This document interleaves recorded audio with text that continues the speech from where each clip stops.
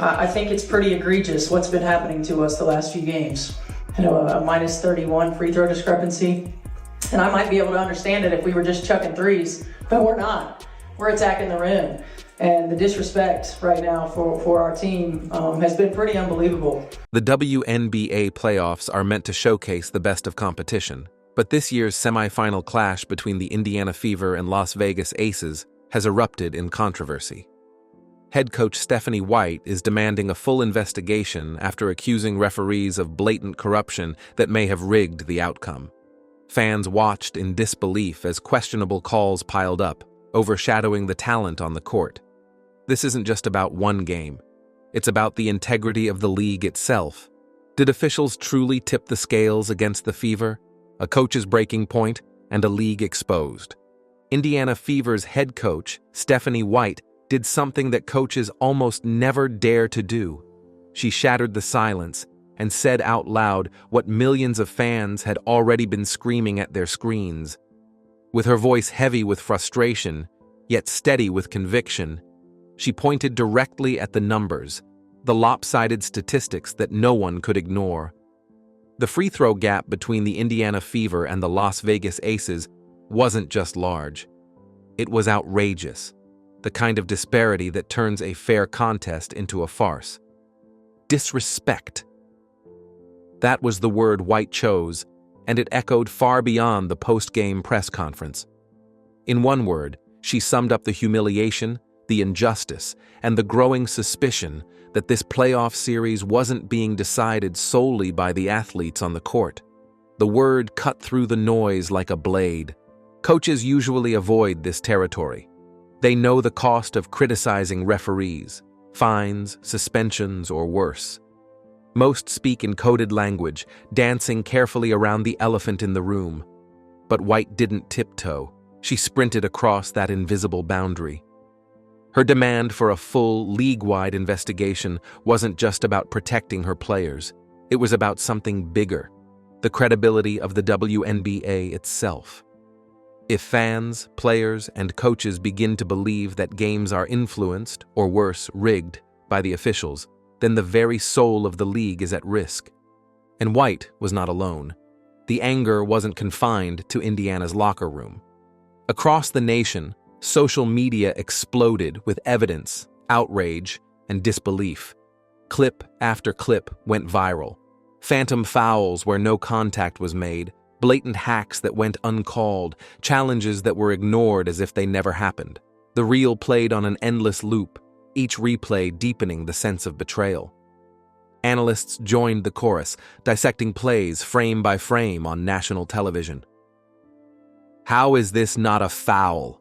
one commentator asked, pausing a clip where an Indiana guard was knocked to the floor without a whistle. Fans chimed in with their own edits, slowing down every questionable call and posting side-by-side comparisons that made the officiating look not just biased, but intentional. The verdict was chillingly consistent.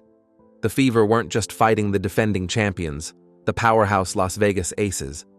They were fighting something far murkier, the referees themselves. What made this storm even more powerful was its unity. Usually, sports arguments split along team loyalties, but this time, even neutral fans and rival supporters admitted that something felt deeply wrong. "I don't even like Indiana," one viral post read, "but this officiating is disgraceful."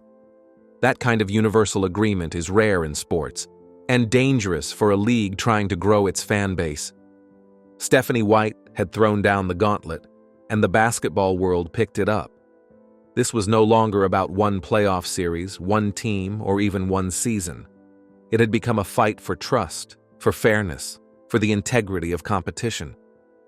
The question now looms like a shadow over the WNBA. Will the league acknowledge the problem and restore faith? Or will whispers of bias and corruption define this era of women's basketball? One thing is certain, the spotlight is no longer just on the players. It's on the referees, the league, and the silent power behind the whistles. What was that action that broke the camel's back? Which match got Stephanie White so angry? Let's delve into the details of how the playoffs lost their shine. Whispers turned to roars. It didn't start with headlines or angry press conferences. It began as a murmur, the kind of uneasy suspicion that sports fans exchange in whispers across living rooms and crowded bars. Something didn't feel right. At first, it was just a handful of questionable whistles here and there, calls that seemed strange but not yet scandalous. But by the time the Indiana Fever and the Las Vegas Aces walked off the court after Game 3 of the WNBA semifinals, those whispers had exploded into something much bigger. What had started as doubt was now a storm of outrage sweeping across the country. This was supposed to be a showcase. Two of the league's brightest teams, with stars who could define an era, battling it out on one of basketball's biggest stages. Fans came expecting intensity, skill, and the kind of playoff drama that lives on in highlight reels for decades. Instead, they got something far different. The story wasn't about who scored the most points or who hit the game-winning shot. It was about the officiating, the referees, the whistles, and the growing belief that the very spirit of competition had been hijacked. Every foul call seemed heavier than the last. Every non-call carried the weight of suspicion. For Indiana fans, it felt like momentum was being stolen in plain sight. For Las Vegas supporters, even victory carried a shadow, tainted by the constant chatter that maybe the scales weren't balanced. The court wasn't just a stage for athletes, it had become a courtroom, with every possession serving as evidence in a trial about the integrity of the sport itself. And fans noticed. They didn't just see a game of basketball, they saw something unraveling before their eyes. Trust was slipping away, replaced by doubt. The beauty of the sport, the rhythm, the flow, the natural rise and fall of momentum, was interrupted by shrill whistles that seemed louder than the ball striking the hardwood. For longtime followers of the WNBA, this wasn't just frustrating, it was heartbreaking. Because if you can't trust what you're watching, what's left? Social media lit up like wildfire. Hashtags questioning fairness trended within minutes. Analysts, usually careful to avoid controversy, hinted at what the fans were already shouting outright. Something was off. It wasn't just about one game or even one series. It was about the credibility of the league, the promise of fair play, and the idea that in sports, effort and talent, not officiating, should decide who advances and who goes home. What made it even more dramatic was the silence from the officials themselves. No explanations that satisfied, no reassurances strong enough to calm the storm. That silence only added fuel to the fire. Because in sports, as in life, when answers aren't given, people fill the void with their own. And in this case, what fans were filling it with was suspicion, anger, and the unsettling belief that something sacred was being tampered with. The WNBA semifinals should have been remembered for dazzling performances and unforgettable moments. Instead, they may go down as a turning point, a moment when fans, players, and the entire basketball world were forced to ask a question no one wants to ask. Was the game still in the hands of the athletes, or had it slipped into the grip of something far more troubling? So, how much have the irregularities affected the competition? Could the corruption have kept the real heroes overshadowed? Let's find out. Heroes overshadowed, stars protected. If not for the storm of whistles and questionable officiating, this series would have been remembered for its grit, brilliance, and moments that define true competition. It should have been a story about players pushing past pain, about strategy meeting sheer willpower, about underdogs refusing to bow. Take Lexi Hull, for instance. Injured but unshaken, she stepped onto the hardwood with the kind of courage that cannot be coached. Every possession seemed to carry the weight of her determination. Her clutch shots fell with precision, her relentless hustle turned broken plays into second chances, and her presence lifted her teammates even when her own body was screaming for relief. Hull embodied resilience in its purest form, writing a chapter that should have stood at the heart of this series. Then there was Alia Boston, the defensive anchor who turned the league's brightest star into a shadow of herself. Tasked with guarding Aja Wilson, The reigning MVP and near unstoppable force, Boston produced a defensive masterclass. She cut off driving lanes, forced contested shots, and never allowed Wilson to find her rhythm. The result? One of the worst shooting nights of Wilson's celebrated career. Boston's poise and discipline deserve to be replayed on highlight reels, celebrated in headlines, and taught as a blueprint for defensive excellence. The Fever, as a team, embodied resilience. They refused to fold, even when every bounce of the ball seemed to favor their opponents. Their energy, unity, and refusal to back down revealed a squad hungry to prove that they belong among the league's best. Their journey in this series should have been remembered as a story of growth, fight, and the raw spirit of competition. But instead of celebrating that narrative, the conversation was hijacked. It wasn't the Fever's fight or Boston's brilliance or Hull's courage that dominated the discourse. It was the officiating.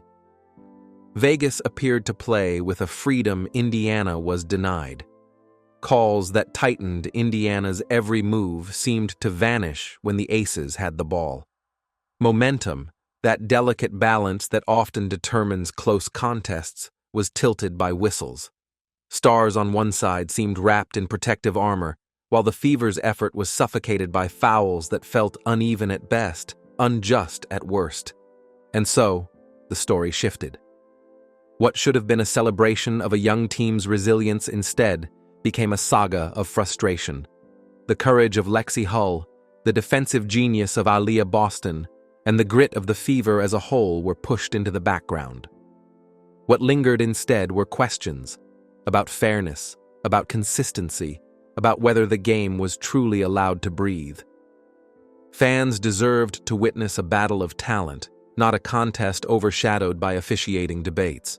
The Fever deserved to have their effort remembered for what it was: brave, unyielding, and inspiring. But in this series, the spotlight was stolen. Hull's courage became a footnote, Boston's mastery was blurred, and the Fever's fight was drowned out by the sound of the whistle. In the end, the series wasn't defined by the players who gave everything. It was defined by the officiating storm that refused to let the game speak for itself.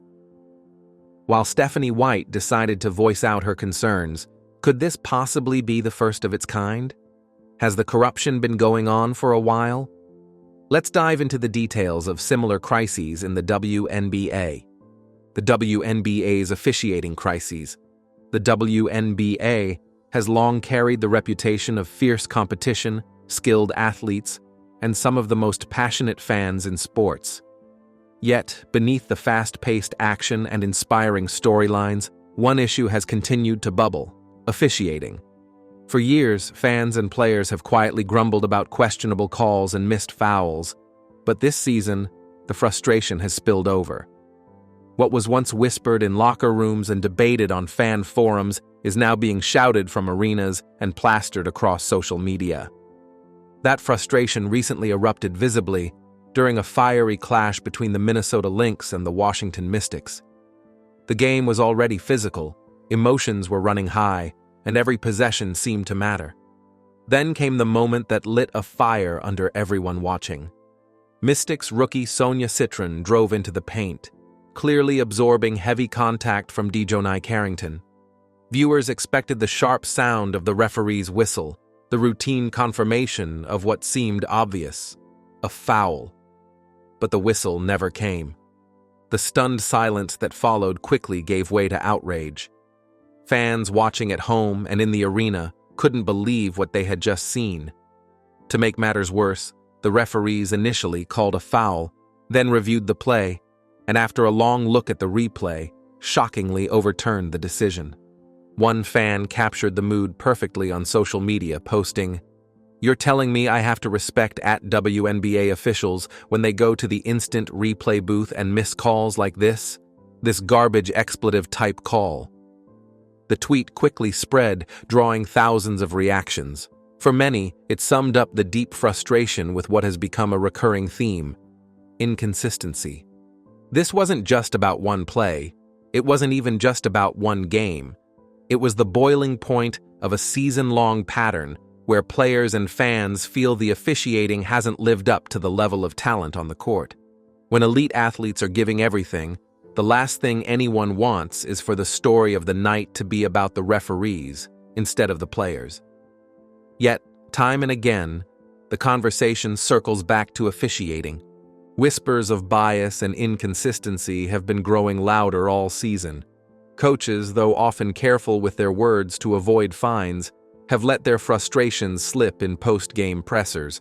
Players have shaken their heads in disbelief during games, sometimes even pleading their case to officials in vain. And fans, already some of the most loyal and vocal in sports, have had enough. What makes the issue sting even more is that the WNBA is in a period of growth and heightened visibility. With rookies like Caitlin Clark, Angel Reese, and Sonia Citron bringing new energy and fresh eyes to the league, every call is magnified. New fans tuning in expect to see a league that is professional, polished, and consistent. Instead, they're often met with the confusion of replay reviews that overturn obvious fouls or inconsistent standards from game to game. The WNBA prides itself on excellence, and rightly so. But when the very structure of fair play feels shaky, it puts the credibility of the entire system at risk. The conversation is no longer about a missed call. It's about whether the league is doing enough to ensure integrity in its officiating. For now, the league has stayed mostly silent, as it often does in the face of officiating controversies. But the noise outside the league offices is only getting louder. Fans, players, and analysts alike are all asking the same thing. Will the WNBA step in and make changes, or will the frustration continue to overshadow the incredible performances happening on the court? One thing is certain: the calls may be inconsistent, but the message from fans and players is not. Enough is enough. What does the future of WNBA look like if these irregularities persist? Can the demand for proper investigation by Stephanie White stop the corruption in the WNBA? Let's find out. The future on the line. The storm surrounding the WNBA right now is not simply about one playoff series or a handful of disputed calls. It is about the direction and future of the league itself. What's unfolding is bigger than a single team, a single player, or even a single season. It is about trust, fairness, and whether a rapidly growing league can sustain momentum without stumbling over its own missteps. For years, the WNBA has fought hard to win attention in a crowded sports market. Finally, that breakthrough moment seems to have arrived. With the electrifying rise of Caitlin Clark, the powerful presence of Aaliyah Boston, and the Indiana Fever's surge back into relevance, the league is drawing record television ratings and filling arenas in ways few could have predicted even 5 years ago. For the first time in its history, the WNBA feels like it's standing on the edge of true transformation, a shift from niche to mainstream, from overlooked to celebrated. But with growth comes scrutiny, and with scrutiny comes pressure. Fans are not just tuning in for the highlight reels and storylines, they're also watching closely for the one thing that makes sports worth following in the first place: authenticity. Every contested layup, every hard foul, every final whistle is supposed to represent struggle, fairness, and unpredictability. The magic of sport lies in not knowing how the story ends. That is why the current controversy cuts so deep. Allegations of favoritism in officiating and questions about the integrity of key playoff games do not just taint box scores, they threaten the very foundation of belief that fans place in the league. Nobody wants to invest emotion, time, and money into a competition that feels manipulated. Scripted outcomes belong in entertainment wrestling, not in professional basketball. Stephanie White, coach of the Indiana Fever, captured that tension in her sharp words after a particularly heated game. She didn't just question the calls, she questioned what those calls represent. Her message was more than frustration after a loss. It was a challenge thrown directly at the league's feet. The question now is whether the WNBA will have the courage to confront its officiating crisis openly, or whether it will quietly shield its perceived favorites. hoping the uproar fades with time. For the Fever, the sting is immediate and raw. They are a young team clawing for respect, carrying the weight of new fans who believe in their potential. For their players, Clark, Boston, and others, every questionable whistle feels like a roadblock not just to victory, but to legitimacy. To work so hard, to fight so fiercely, only to feel undercut by forces outside the lines, that frustration cannot be easily dismissed. For the league, however, the stakes are even higher. The WNBA has an opportunity to prove it can grow with integrity, to show that fairness and accountability are at the heart of its rise. Mishandling this moment risks more than a single season's headlines. It could erode the fragile trust of the very fans who are finally paying attention. The whispers are already out there. Is the league protecting certain narratives, certain stars, at the expense of competition? Is the drama of the court being shaped not by the players' talent, but by the officials' whistles? These questions, once spoken, are hard to silence. And yet, controversy also carries potential. If handled with transparency and courage, this could be a turning point that strengthens the WNBA rather than weakens it. The league can either reaffirm its commitment to fairness and elevate its credibility, or risk being remembered as the moment when doubt first overshadowed promise. In the end, this isn't just about bad calls. It's about whether the WNBA can seize its golden moment without losing the very thing that makes sport worth believing in. Something is shifting. Something is at stake. And as fans lean closer to watch, the league must decide, is this the dawn of greatness or the start of a stumble? So, do you think Stephanie White would get what she demands?